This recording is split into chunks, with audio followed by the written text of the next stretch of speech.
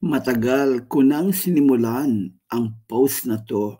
Somehow hindi ko siya matapos-tapos dahil malabo ang kinabukasan ng Miss Universe. September 2023 nang makita ko ang balita tungkol sa JKN financial trouble. It was posted actually on Bangkok Post, a Thailand newspaper.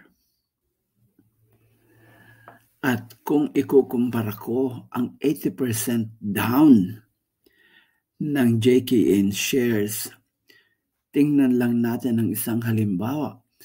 Kung humihinga ka, ang oxygen mo ay 80% low, you are bound to die. Napakalaki ng problemang hinaharap ni Anne.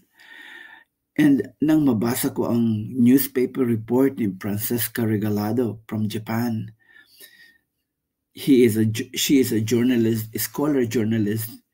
Sinabi niya doon na 3 taon nang nahihirapan si Anne magbayad ng kanyang mga utang.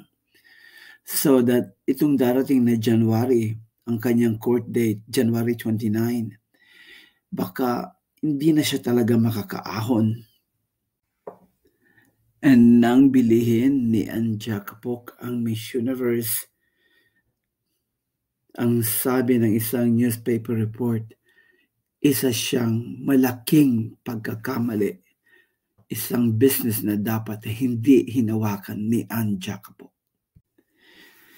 In 2024 is really just around the corner. Ang panibagong taon. Pero sa aking tingin, sa aking pakiramdam, walang Miss Universe ang 2024.